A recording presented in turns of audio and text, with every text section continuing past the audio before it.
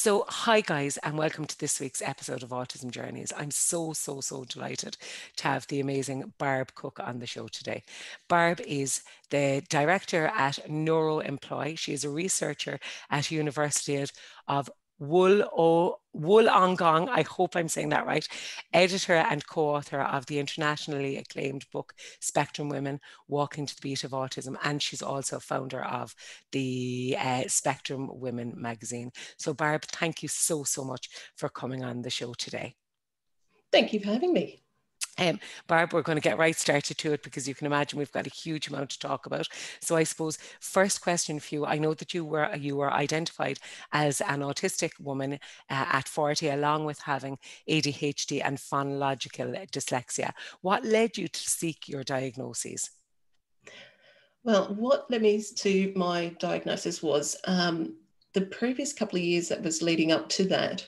I'd hit a point where I was burnt out and I was really struggling. I was on sickness benefits because I couldn't work anymore. I couldn't cope with what I was doing. I had gone through quite a few different jobs. I was struggling with trying to understand why I couldn't fit in with the people that I worked with. And a lot of the times with the work that I was doing, it would only last for a certain amount of time. I'd do my job really well. And then I would end up, oh, okay, I can't understand why people don't like me and why I can't join in with all the social situations and things like that. And this had been a recurrent thing, not just in work, but also in social things and having friends and relationships. And by the time I'd hit to about 37, I think I was about the time, I was absolutely broken. So they had diagnosed me at that point with clinical depression, so it was quite severe. And so I had some time off then, and I was sort of like thinking to myself, oh my goodness, is this it for my life? I will never understand what's going on. And it wasn't until probably another year or so later, there was something that was on TV and my partner were watching. And it made me think, because my partner is also diagnosed on the autism spectrum. And I thought to myself, I always known there was something different about him. So I went and did some good old Google to see what I could find. And that's where I came across Asperger's syndrome. And I'd never, ever heard of it before. And I sort of like, I'm looking through this criteria. And I went, my goodness, this is you. Here, have a look at this. But while I was looking at that for him, I'm going, hey, this is me too. And so I'm looking through all of the criteria there. And that sent me on a pathway of going, okay, I'm going to start doing some research, go and see a psychologist. And I didn't get an autism diagnosis. I got a diagnosis of social phobia and bipolar disorder. So I got misdiagnosed. So it was then another year later, and it was 6 weeks before my 40th birthday. It was a few weeks prior to that, I'd had met my then GP at a sort of wellness event.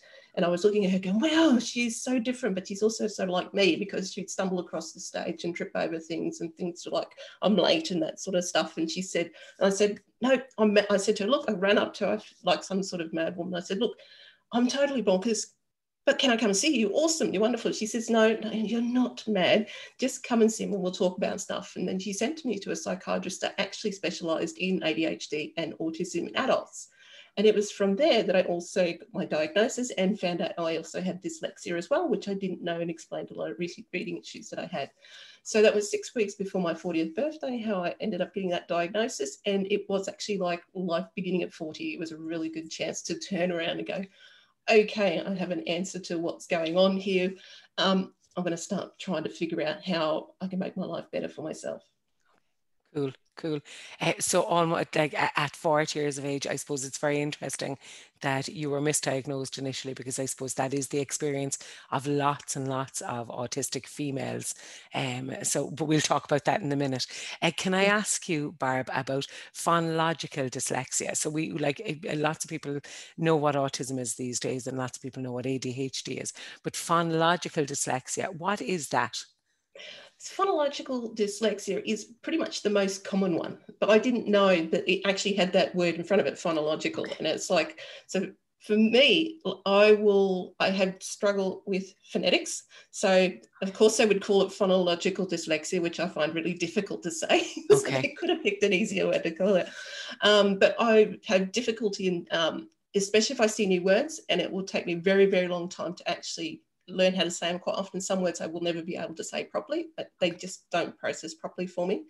The other things for me with this dyslexia is I have tracking problems when I read. So when I see words on the page, they will shift, they will move, I will not stay on the line. So it will jump around and that sort of thing.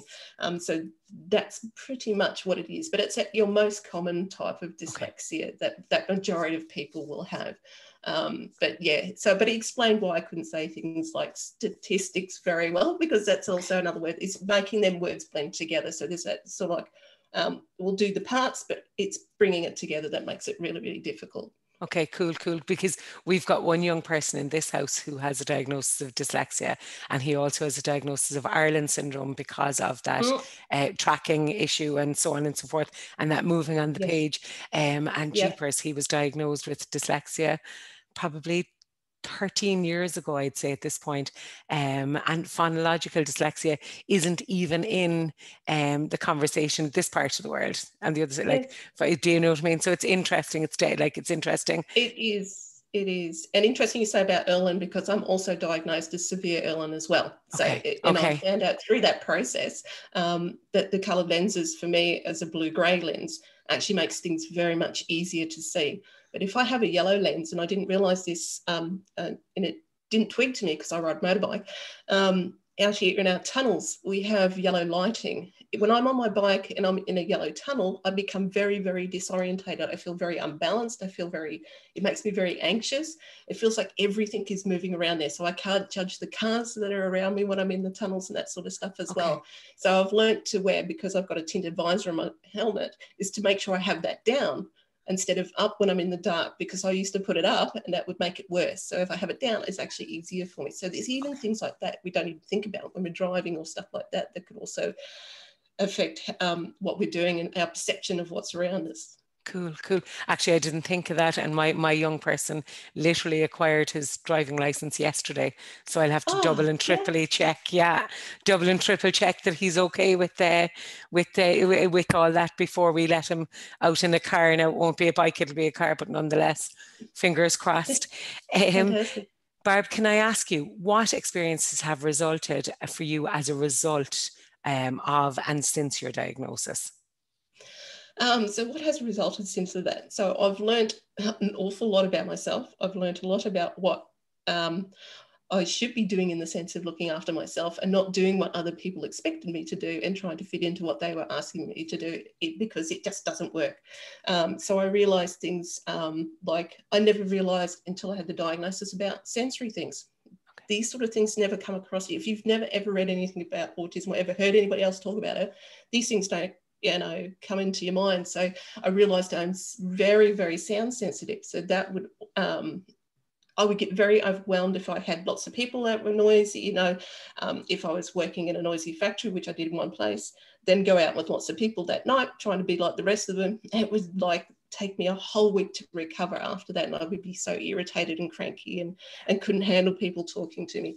So I'm very, very sound sensitive. I've learned from that what sort of things to do in the sense of, okay, I'm only going to spend a short amount of time if I'm going to be in a noisy place. I've learned about, I better make sure that I take some preparation at first before I go out. So I'll go and sit basically in a vacuum, read a book, no TV, don't anybody talk to me, don't turn up my door. Interesting, don't turn up my door. That was something I always never realised too, because I didn't like people. I didn't like surprise. I didn't like the sense of not being prepared for when people turned up, because I had to plan, okay, if a person was coming over for a visit, I had to plan mentally, okay, we're going to have a conversation. What are they going to ask me about? Am I going to, and you feel awkward through the whole thing.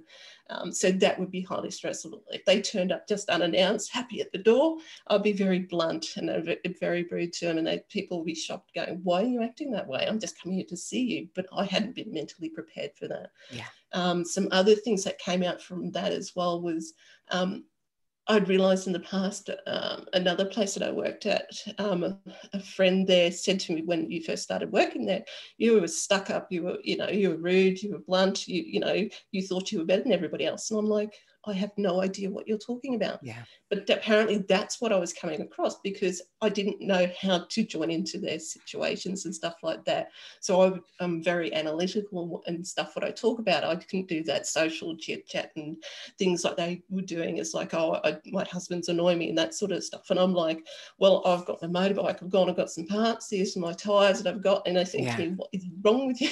Yeah. and the conversations just never matched up to them. So I learned from that. So I learned to change the people that I surrounded myself with that were also interested in what I was as well. So I made that sort of thing. So it's a lot of big reflection on what I did and looking at what I could do. And it's, what are we now? I mean, nearly 13 years since diagnosis. And I'm getting to the point of where I pretty much think I've got sussed out what I want in my life. I'm pretty happy in what I do, and I'm in control of what I do. It's nobody else Good. is telling me what I should be doing. Yeah. I do what I want, not what they want. Yeah. Yeah, absolutely.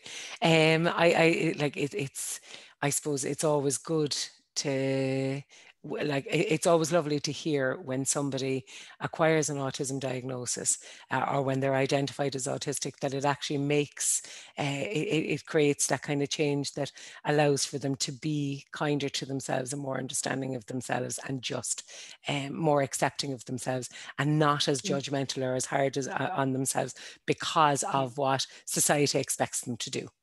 Exactly. And that's a very good point about being hard on ourselves. That's something we all do enormously. We're so damn hard on ourselves, and we try so hard to, do and please other people, that we always forget about, our own well-being in this sort of sense. And this is why we end up so, by the time we get to my, well, back then to, mid 40, not mid 40s, midlife, it's like, okay, I've got to stop doing this. I can't do this anymore. Yeah. I can't keep, pretending that I can wing this and fit in with the rest of the people. Yeah, it's so difficult also to shift. The other thing from after diagnosis, people say to me, oh, they go through this anger and grief, and they relate it to that. But I didn't have that. Yeah. For me, it was a case of, thank goodness, now I can actually get on with it and do the right things for myself. I went, yeah, okay, all these years I've struggled to do that, but it was a case of I didn't want to waste my energy on that. I couldn't change that. Yeah. But I'd learned from all that experiences, and I used that experiences to help me to move forward. Cool. Cool. Barb, can I ask you, first of all, so I suppose, can I ask you, will you explain to my listeners what Spectrum Women is? Spectrum Women. Okay. The idea came about in 2014. I was talking to a couple of my Spectrum friends and said about, here's an idea. What do you think? I'm creating an online publication specifically for women at that point. It didn't eventuate until 2016, because it's sort of like I sat around, talked about it, procrastination set in. Yeah. I went off on a road trip in a tent Oh, on a fab. motorcycle for a while, and then come back to, because I had a break from advocacy at that point as well. I was a little bit overwhelmed because I was consuming so much information for the few years of that, and then I needed a bit of a break and go out Yeah. and do a bit of a ride. But we came back in 2016, and so we said, how about we make this online publication, whereas women can write in, diagnosed or not, about autism, and we can have all the different experiences, so that gives a broader view of what women in the spectrum look like. Because there was, you always heard about, here's the guy's perception, but you didn't hear about our voices that often. And that was only even 4 years ago. It's changed quite a bit since then. We've got a lot louder in that sort of sense. So it started from that. And there was, I'm trying to think, when we started out, there was about 12 of us. I think there's about 20 of us now that are that are involved in that publication. But we're all volunteers. We're all dedicated, just writing different bits and pieces about what we experience and that sort of stuff. And we've also had professionals talk about their perspectives as well. And we try to keep that content in the sense of where it's going to be supportive. It's not a sense of being, oh, it's all wonderful, it's all positive. There's some hard reality there, but we also try to go, this is what's happened, but this is what you can try and do to help and change and that sort of stuff. So that's where we look at with the people that write.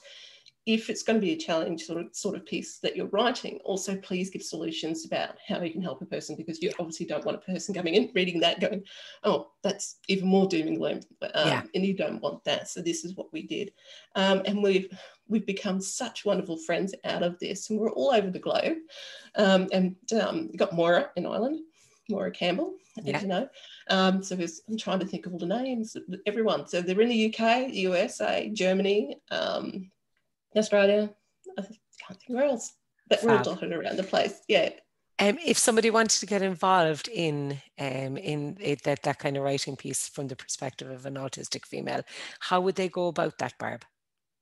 They can just send in a proposal, or if they've got something written, they can send it in for us to have a look. And so if you go to the Spectrum Women website, so spectrumwomen.com, on there is where you can send in what you want articles or anything like that to us. Yeah. Okay. And cool. then it comes through usually to me, and then I distribute out around through the team to have a look and see, yep, this is a good fit. And I don't think we've ever really said no to anything. Yeah. So, no, it's fabulous. Actually, it's lovely to have that kind of collaborative female piece, but also, as you say, to not just speak about experience, but to actually bring some support strategies and kind of ideas for self-care and all that kind of stuff to the table as well. It's always good to kind of equip people and to empower people and not just speak about the experience, if that makes sense. Yeah, absolutely. You know, can I ask you then about your wonderful book, Walking? I have to read the title because I know it's called Spectrum Women, but Walking to the Beat of Autism. What was the inspiration for the project, and will you tell me all about it, please? Okay, the inspiration for that was we were all because we have a little group, Facebook group, where we talk about writing and stuff like that, and what other, when we do collaborative pieces for the magazine. So we were there talking about, it was coming up to Autistic Pride, and we were talking about all the different things, what we're going to write about, how we're going to, take this approach. And I was reading all the conversations that we're having, and I thought to myself, gee, we could make a book out of this. So I said it was Renata that I said to in a comment, I said, we should really write a book. And it went from there. And everyone went, yeah, all right, let's do this. So I then wrote off to Jessica Kingsley of Jessica Kingsley Publishers, because she was still there when we started out. Okay. I gave her the idea of the proposal, and in 24 hours, we got a book contract. It was that fast. Wow. It blew us away. So the idea that we had, it wasn't something we sat on and it did, lots of research. We just went in there and said, this is what we're going to do. Yeah. We're going to write about our experiences. And it just went from there. And so we got into working out all the different topics. So we had a huge amount of topics that we had to condense down. Yeah. And then we sort of worked out who was going to write which parts of the book and who felt the best fits. And some of the chapters is 2, 3, 4 of us that'll write different parts to that. Yeah. And we also had Dr. Michelle Garnett, because we also wanted her voice in there, also from the clinical perspective, because you often had a lot of, your medicalized stuff, but you didn't have the voices of the autistic person that were involved in that. And I thought, this is a way that we can bring these both together. We'll say what we think, and she could say what she thought as from that context. So it gave a whole broad approach. And so that filled a huge gap that was in literature out there. And yeah, it came out, and it was just, it was one of the best experiences we all had. It took us, I think it was about 8 months to bring it all together. Which is short. That's quite short. It is. For something like that, it was full on. It was me going, I can do this. We can keep going. And it was so wonderful. We were all so supportive. We're all helping each other through this project. It was brilliant. And I couldn't have asked for a better team to work with. Everyone was just so fantastic that was involved in that project. Fantastic, fantastic. And I suppose just to let anybody know who is listening or watching, that it is available from all good bookstores. I know that in Europe here it's available on Amazon, it's available on Book Depository and so on. And I would assume it's similar. You're exactly. And it is fantastic. I can highly, highly, highly recommend it. Barb, can I ask you, I know that we discussed the magazine and the publication and writing articles and stuff. How do people in my part of the world, over in Ireland and in Europe, how do we get our hands on this magazine? It's online. Okay. So, yeah, it's not a physical one. It's an online publication. We thought that was far easier because in the sense of distribution and being around the world, it was just too big of scope for us. So Yeah. we thought everybody's got iPads and phones and laptops, and it's pretty easy to find and Yeah. read, and you can look through it all on there. So, yeah, it's online. That's the way Fantastic. to get it. And it doesn't cost anything. It's all free. I'm very, very lucky to have such wonderful and strong voices contributing to that and offering that kind of a support for free for people to access. So it's Yeah. fabulous, do you know? Barb, can I ask you? So I'm very aware that females are often so much older when they receive their autism diagnosis or their identity. Can you speak as to why this is? Yeah, to be honest, it's a case of that fitting in thing. So it comes down to that masking and pretending to be somebody else to get through life. Yeah. To me, that was a very big thing for me, is in the sense of different situations I'd be in, I would copy and mimic people what they did back to me, because I didn't inherently know how I was supposed to act or behave when I was around people. None of that was very easy for me. So for me, when I was in my about 23, I think it was, and I was talking to one of my good friends that was in my motorcycle group. Interesting, the motorcycle groups have all very interesting, odd, different people, and so they accept people that are different. So they were like my family was growing up. And I said to her one evening, and I was in tears going, how do you do this? How do you talk to people? I don't get it. I don't understand how you do it. It looks so easy, but I can't figure out. I sit there most of the time having no idea what to say to people. And it wasn't, and that was something that always kept in the back of my mind, that this was never going to be easy, but I couldn't figure out what it was. I thought, okay, I'm losing my mind. I thought people are going to think, oh, you know, there's something really wrong with you.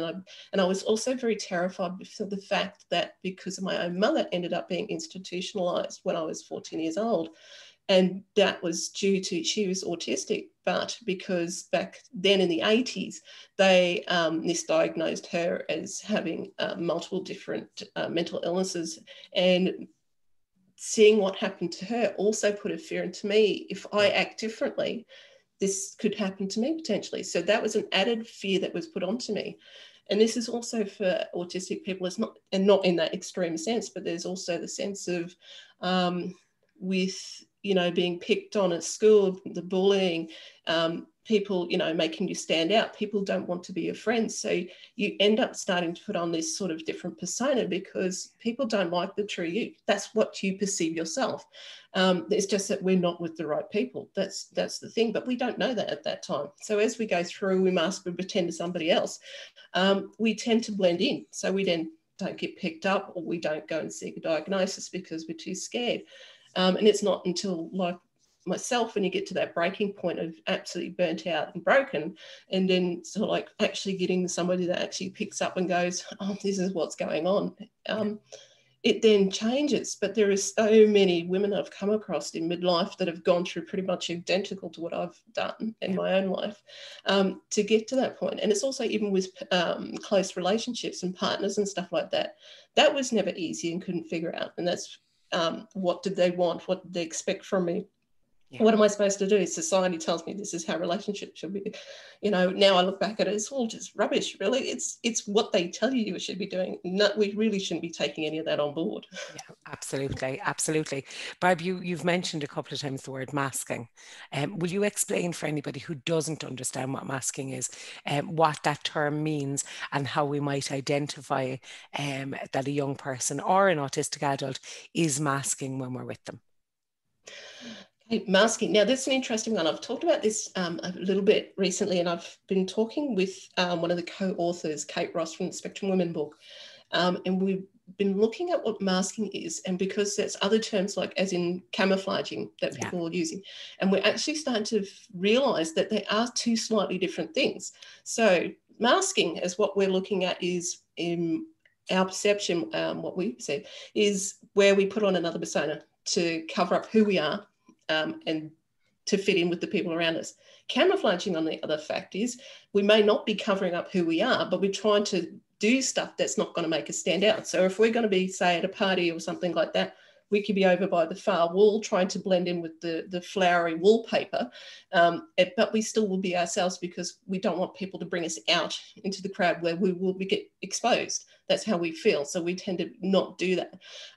But both of these things are very detrimental to who we are because we're not allowed to be able, people don't accept what we are when we let this all down. So we then end up going, all right, we keep putting on these different masks because we don't necessarily inherently know what people expect from us. And I know from my own personal experience, I don't know for others, but for me was to watch the person that I was talking to and I would copy them back. So basically I thought, that's how they behave. If I behave the same back at them, they'll like it because that's them. Yeah. So by the time I got to diagnosis, I actually didn't know who I was. I had pretty much lost my own self-identity. I had lots and lots of different personas that I'd created in the sense of to fit in with each different person I would talk to. Yeah. But who I was, and after diagnosis and sat down and it went, who am I? And I couldn't identify that. It was really such a strange thought going, who is actually, what is my essence? And it's taken me a long time to find that back again. Yeah. And it's really good to be able to just go, yeah, I know who I am now. I'm a person that's just, enjoys who I am. I can speak up and say about, I don't want to do different things, as I said before. But it's okay for me to do odd different things. And it doesn't matter what other people's opinions are. And if it's all, it's too bad, they can go away is how I look at it. And the other thing too is sort of and I also manage how long I am with people and that sort of stuff. So that doesn't allow me to get too stressed out and then start to revert back into, I'm going to have to pretend to be somebody else again, because it's so inherent to us because we've had so many years of doing this. It's easily to fall back straight into that going, I'm going to copy what other people are, start kind of thinking about, they may not like me who I am. And so I tend to limit the amount of time I'm with people as well so that I don't end up doing that again, because I don't really want to lose who I am again, because I'm really quite happy who I am. Fab. Can I ask you, Barb, then, how can we, I suppose, as parents and as individuals who support autistic young people particularly and so on, how can we help support a young person to be their true, authentic autistic self and not feel it necessary to mask, so that we mind their self-esteem and prevent mental well-being challenges and so on? Yeah, encourage them as much as possible to be their true self. If they do different things, that you think, you shouldn't be doing that. No, let them do what they want to do, unless it's unsafe, obviously. Yeah. But if they're happy doing what they are, why change it? I was fortunate as a child. My mum and dad let me do what I wanted. I didn't have any early intervention or anything like that. I was this little girl, happy in her own world, because I hardly ever spoke to anybody. And that's the interesting thing. Somebody asked my mother when I was about 12 years old, saying, does she actually speak? Because I wouldn't speak to people. I was very quiet, and I was quite happy with that. But she never forced me to do the eye contact. She never forced me to talk to people. She never forced me to go shake hands with people. None of that stuff. I was okay to do what I wanted to. So for me, my early life was great in the sense of I was allowed to be who I was as a little girl. So I always got these great memories of being free out in the garden, investigating everything. She went and bought me a microscope because I liked studying things and I liked to see them really small. So I'd be searching and being my little scientist self. But encourage them to do that. Don't encourage them to be like everybody else. Embrace that uniqueness that they have. So definitely perfect. Just bring out the best in what they are. What else was I going to think? And it's wandered off. See, that's the ADHD thing. I saw something over there and it went. That's okay. I suppose I think that is a key, really, isn't it, Barb? Is just allowing a child to be themselves. I suppose I'm mindful though of the fact that when a young person goes to school, that there is always this element of, well, you have to behave in this way, and you have to sit quietly and to do your work, and you can't answer, like, you have to put your hand up. I don't know, is that the way it works in Australia? But in Ireland, you have to put your hand up to ask to answer a question, or to ask a question, or whatever the case may be, and so on. So there is an element of kind of compliance teaching almost, because I suppose there's that group management that teachers and Yeah. educators have to do. How can we preserve? I'm not even sure how you can preserve a child's authentic self in that environment It then by is, comparison to home, do you know? yeah, it is very difficult in that sort of situations because there is constraints, especially when you're in school or university and stuff like that. Um, in certain situations, I know because through the stuff I do for the university here and the tutoring that I do, teachers will often ask about how can we best support them because, there might be children that want to move around and do different things and stuff like that. Yeah. That will help them, in the self-regulations, that sort of thing. Is a case of to try and allow and break up what they're doing. You've got your curriculum, but you can still mix it up. You can still change it. We can here in Australia. It can be adapted as long as there's that core component of what they've got to learn. It's up to you how you teach that and how you create that environment. It doesn't have to be very stiff. We all have to sit in rows and hands up and what have you. You can make it interesting and make it engaging, and make it different, because, okay, the other kids might be able to do that, but if you make it interesting, as in the sense for the autistic kids, because they want to, be able to do different things, good chances is all the rest of the class is going to be wanting to do exactly the same thing. So why keep classes boring and that sort of stuff? It's a case about making it interesting and enjoyable. So that would be ideally for me. High schools, I would actually I wouldn't worry about them. I'd give them a miss because I had some very bad experiences at high school, but that was due to the bullying and different things like that had happened. Yes. But that wasn't in the sense of teaching. But changing even different environments and that can all make it different.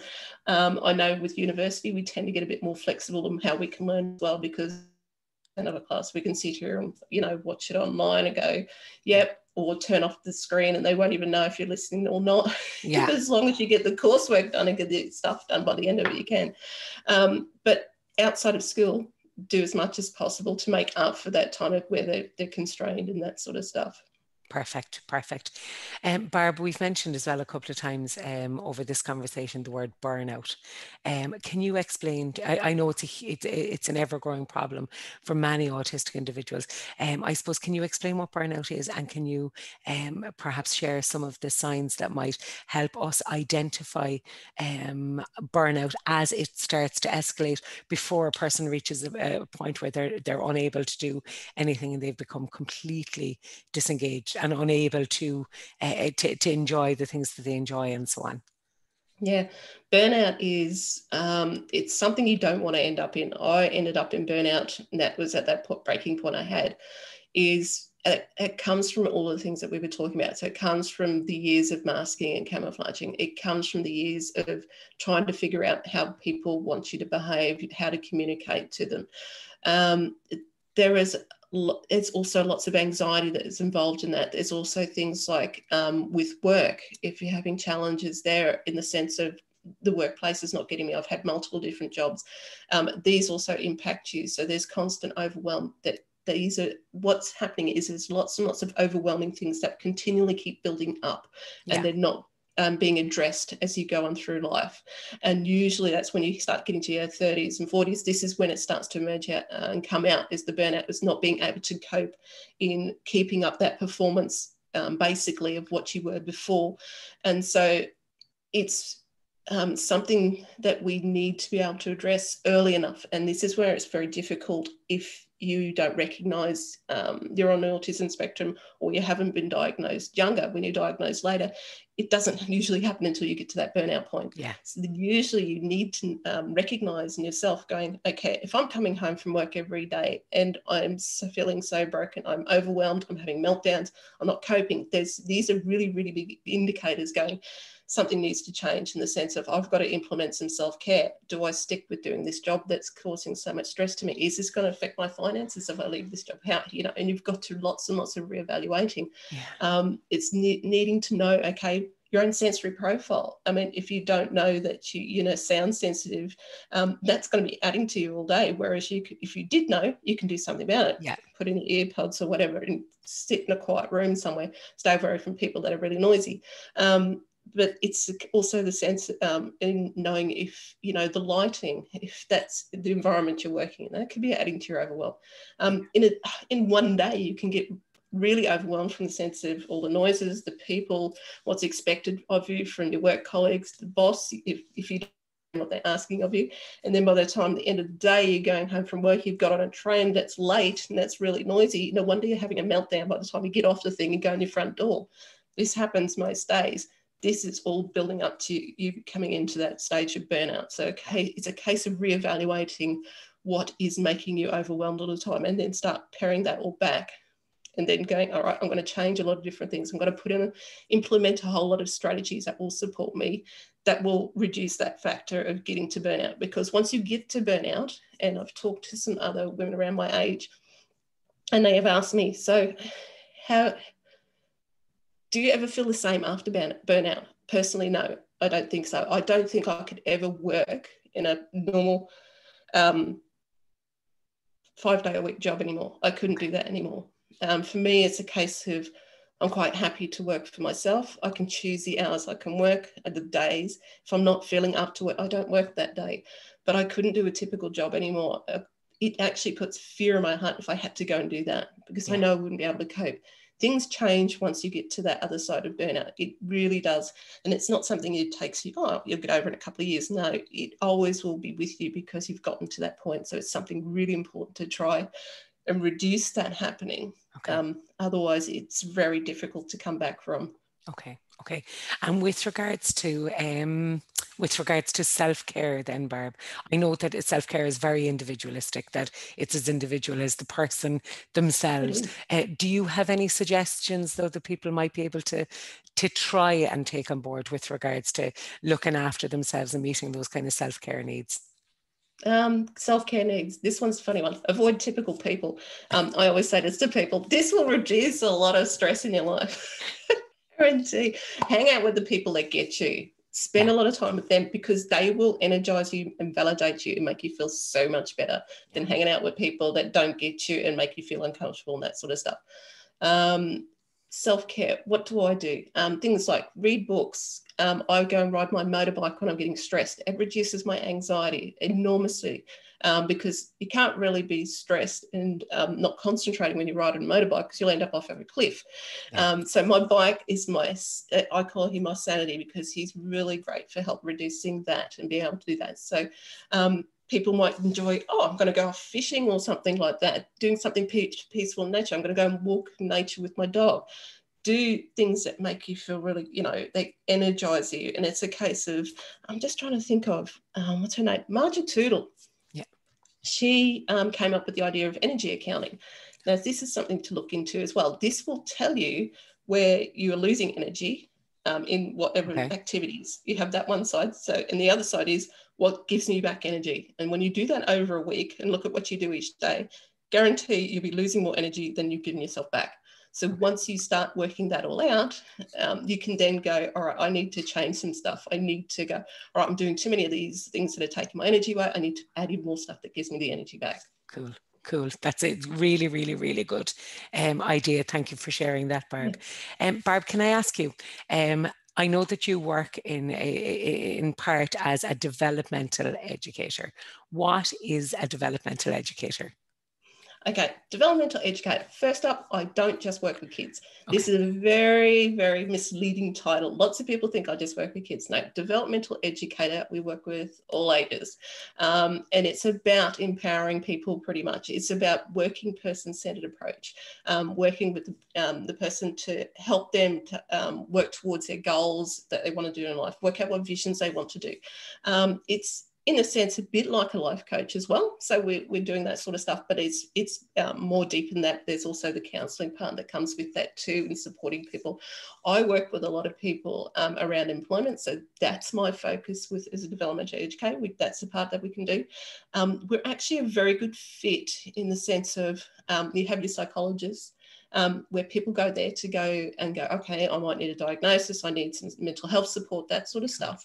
But quite often psychologists will say, I have people coming in going, they don't need any help in that area, but they're coming in because I don't like the guys I'm working with at work. Can you help me sort this out? So this is where I come into play in these sort of areas of helping and supporting people. So, so there's a lot of that goal and vision planning and preparing for different life skills. Basically, it's the sort of stuff I do.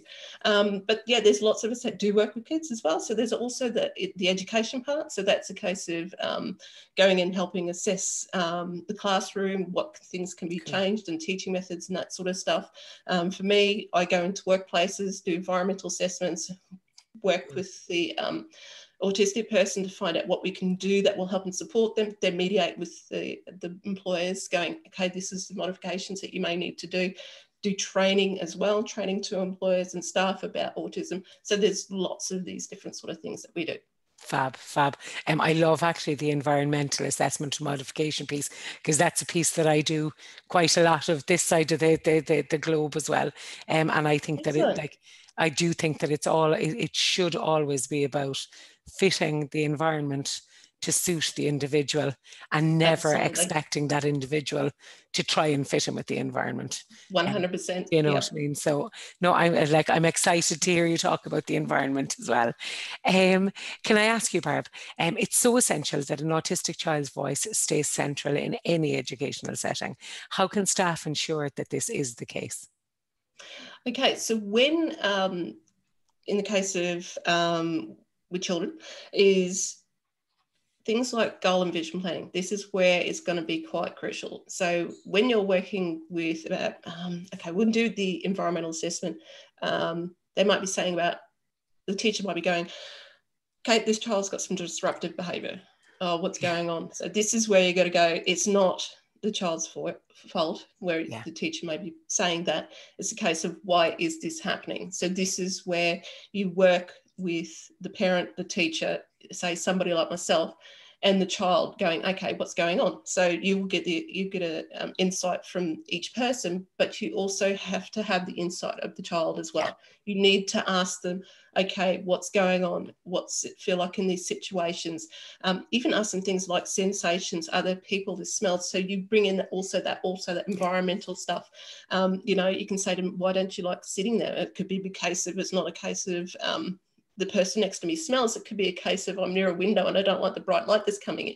So you just don't know. So this is a case of, where you've always got to have their voice central. And also in the case, you can't force them to do stuff either. You do not want to be doing that as well.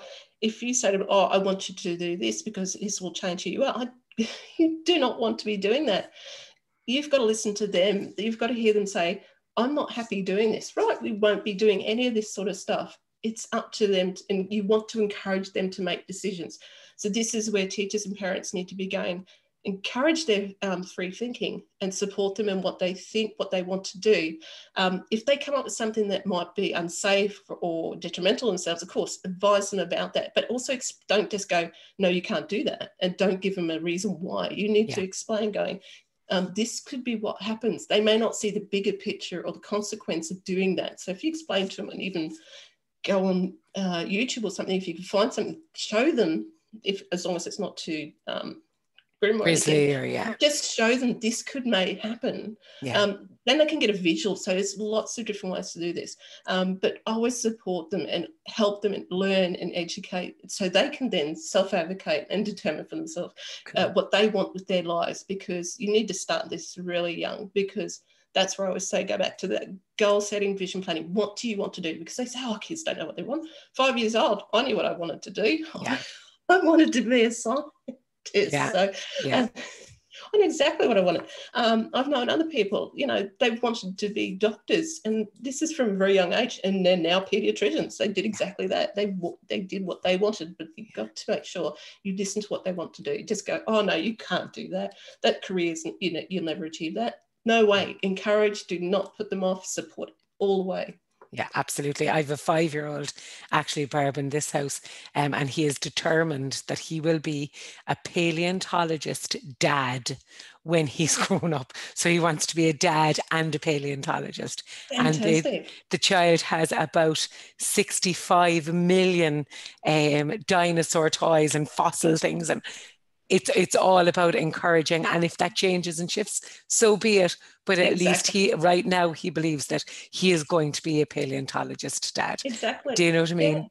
And you're also still learning skills as well. This is the other thing too. You know, and none of this is going to be a waste. It's all learning and growing. Absolutely, absolutely. Barb, then on the flip side of that, with reference to work and employment, how can we ensure that the individual is able to advocate and to set themselves up for success in whatever their role is? You need to have an inclusive and understanding working environment. Now, this is Okay. something that I've come across a few times, and I've come across it recently again, is the employers making the employee feel they're at fault for what's happening, and they're not listening. They're not, they're not actually undertaking that active listening and proper leadership roles that they're supposed to be doing as a management, and in the sense of, okay, what's going on? How can I support this person? Be observant. If you see your employee is struggling, go and ask them, is everything okay? Is there anything I can do? But the employee also needs to be able to feel safe to ask these things, Yeah, because if you're not an open and an encouraging boss, they're not going to do that. They're going to struggle. They're going to sit there going, I can't speak up. I'm going to sit here and get more anxious. I don't know how to ask for help, or not help, but support. They've asked me to do these jobs, but I'm not sure how to do this, but I'm too scared because I might appear incompetent, or I'm not knowing what I'm doing. I could lose my job. So there's constant fear that's put on. A good workplace will encourage lots of feedback from all employees. So yeah, you'll have your regular meetings, you'll have regular feedback. Okay, tell us about what's going on. They'll even assess the environment as well. Again, with the environment, it's not just a case about changing it for the autistic person, change it for everyone, because yeah, once you send out feedback going, do you like where you're sitting, or would you rather be sitting somewhere else? If you've got a big open plan office, say, for example, quite often you'll find certain people want to sit in the darker end of the room and yeah, others will want to sit up brighter. So you can restructure that just as about, and you support everybody by doing that, by listening to what they want. And when you do that, if everybody's free to speak, that'll encourage the autistic person to speak as well, because they're going, well, they listen to everybody else, they listen to me too. This is great. So this is yeah, a positive environment.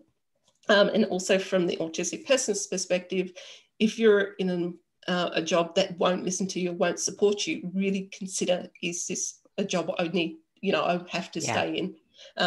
If it's financial and it's going to cause you detriment, yes, of course, that's going to make it very difficult. But you then need to take measures. Okay, what self-care can I do for myself to get yeah, through this yeah. really average day at work that I've got to do?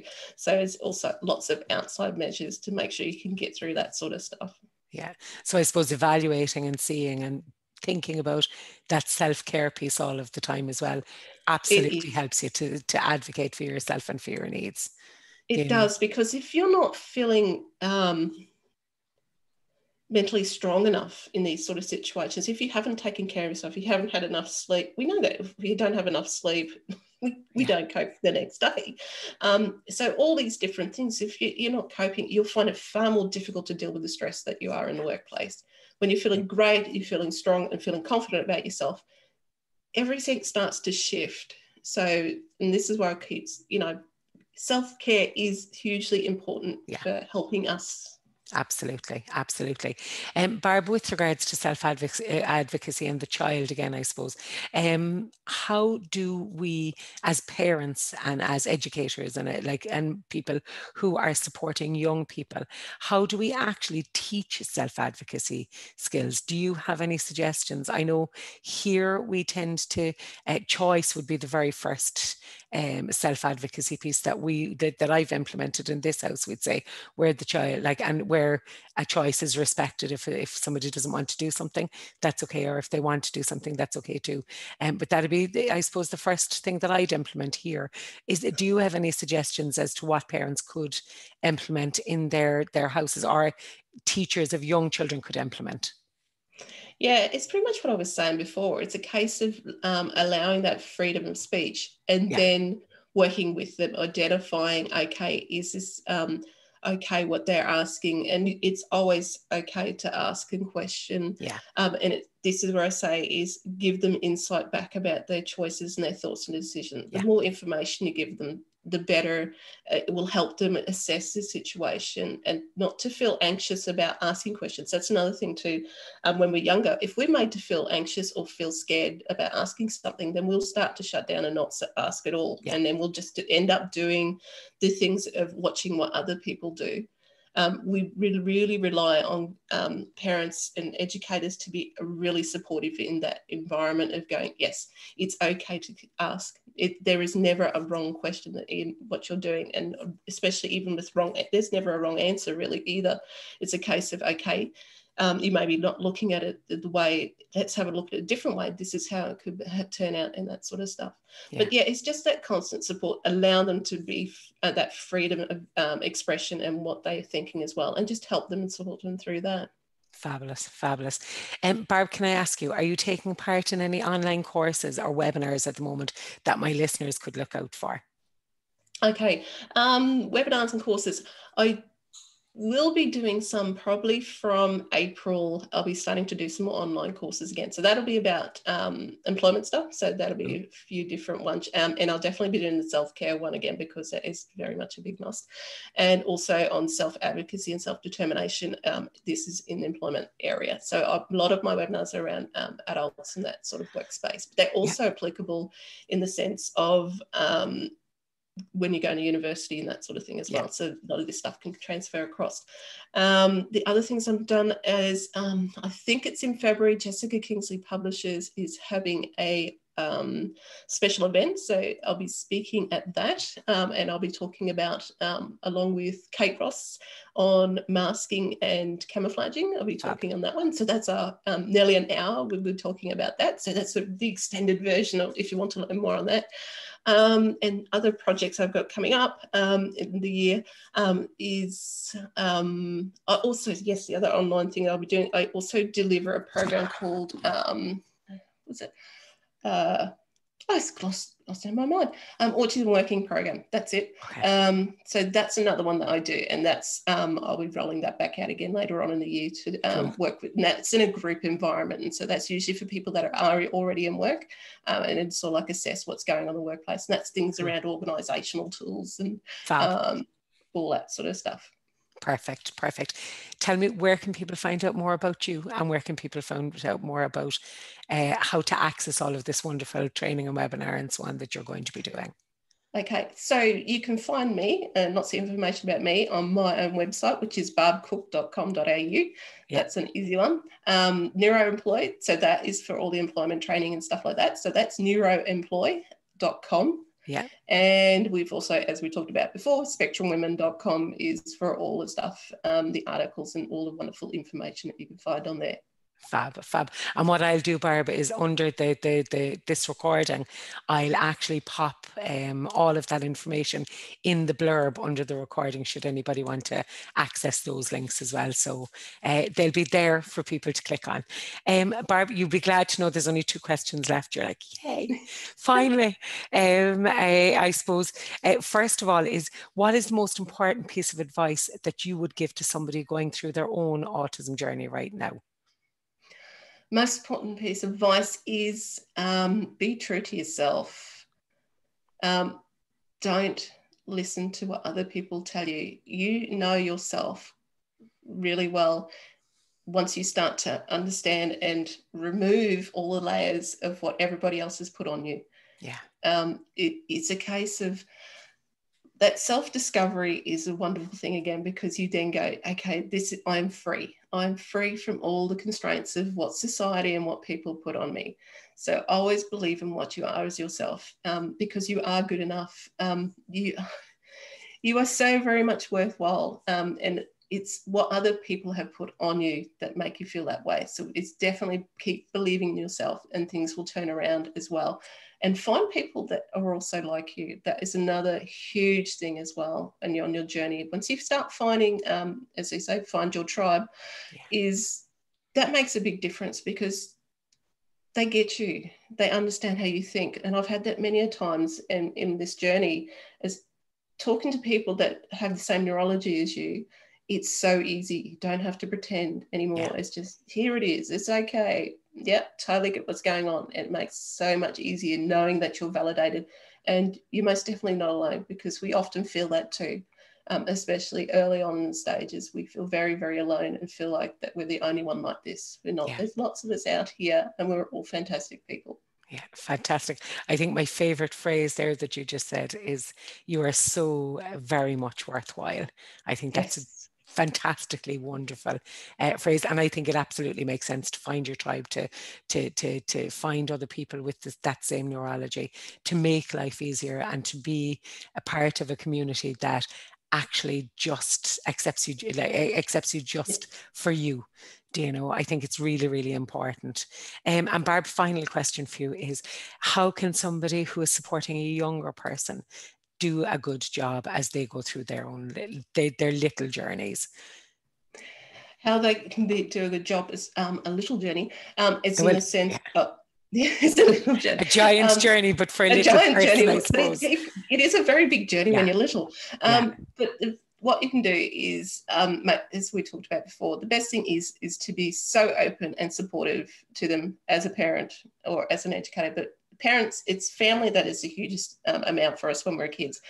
As I said before, with my own journey, I was allowed to do pretty much what I wanted. I was free to express myself. I was allowed to draw all over my dad's shed with all different coloured chalks. Nancy called me, I was the earliest graffiti artist he's ever known.